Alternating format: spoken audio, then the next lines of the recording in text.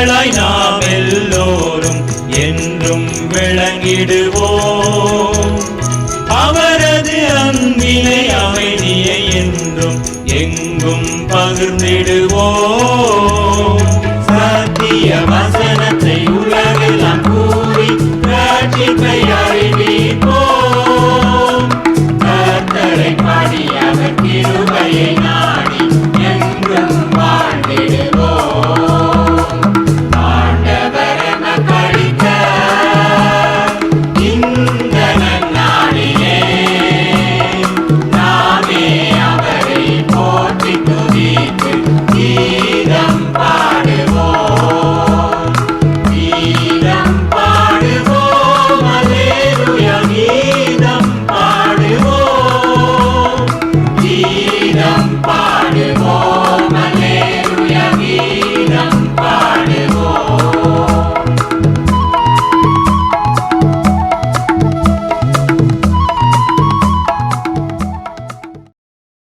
கர்த்தருக்குள் அன்பானவர்களே, அனுதினமும் கிறிஸ்துவுடன் தியான வேளைக்கு உங்களை அன்புடன் அழைக்கிறோம்.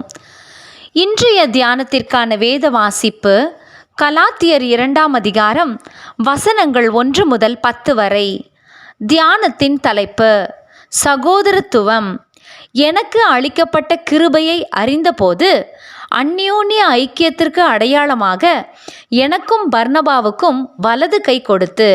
கலாத்தியர் 2ஆம் அதிகாரம் வசனம் 9. ஒரு தடியை இலகுவாக முறித்து விடலாம், ஆனால் 10 தடியை ஒன்றாக சேர்த்து முறிப்பது மிகவும் கடினம்.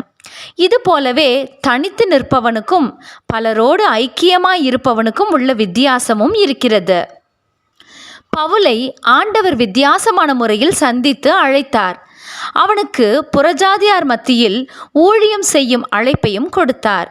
ஆனால் பவுல் இது தனக்குரிய ஊழியம் என்று சொல்லி தனித்து நின்று தனக்கு கொடுக்கப்பட்டதை முன்னெடுக்கவில்லை. அவர் மற்றைய அப்போஸ்தலரை சந்திக்கிறார். தனது அழைப்பை குறித்து அவர்களோடு பேசுகிறார்.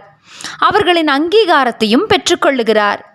அவர்களும் பவுல் கிறிஸ்தவர்களுக்கு எதிராக செயல்பட்டவர் என்பதை மறந்து இப்போது புறஜாதியார் மத்தியில் சுவிசேஷத்தை சொல்லும்படிக்கு ஆண்டவரால் அழைப்பை பெற்றவராக அவர் வந்திருப்பதை புரிந்து கொண்டு அவரை ஏற்றுக்கொண்டனர். தங்கள் ஐக்கியத்திற்குள் அவரை சேர்த்து கொண்டனர். இதைத்தான் சகோதரத்துவம் என்கிறோம்.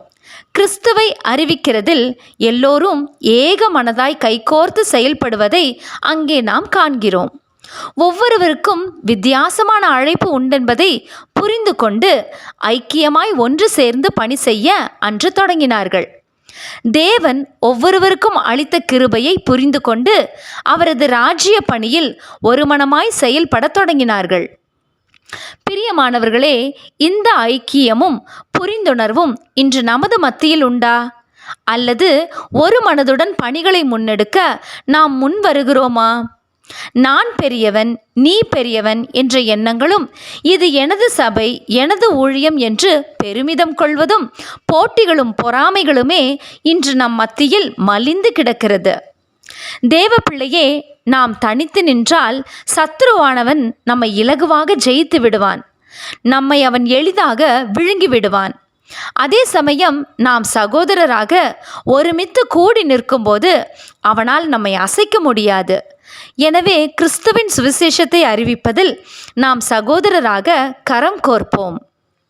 தேவ ராஜ்யத்தினுடைய சுவிசேஷத்தை ஒன்று சேர்ந்து திட்டமிட்டு புறப்பட்டு போய் கர்த்தர் நம்மை நடத்தும் வழியில் நின்று யார் யாரை நமது வாழ்விற்குள் சந்திக்க வைக்கின்றாரோ அவர்களிடத்தில் அதை பகிர்ந்து கொள்வோமாக. இதோ சகோதரர் ஒருமித்து வாசம் பண்ணுகிறது எத்தனை நன்மையும் எத்தனை இன்பமுமானது. சங்கீதம் 133ஆம் அதிகாரம் வசனம் 1. ஜெபம் செய்வோமா? அன்பின் தேவனே, இன்று எங்கள் தேசத்தில் கோடிக்கணக்கான மக்கள் உம்மை அறியாமல் நரகத்தை நோக்கி செல்கின்றனர். அவர்களுக்கு உமது நற்செய்தியை அறிவிக்க நாங்கள் சகோதரத்துவத்துடன் ஒருமித்து செயல்பட கிருபை தாரும். ஆமேன்.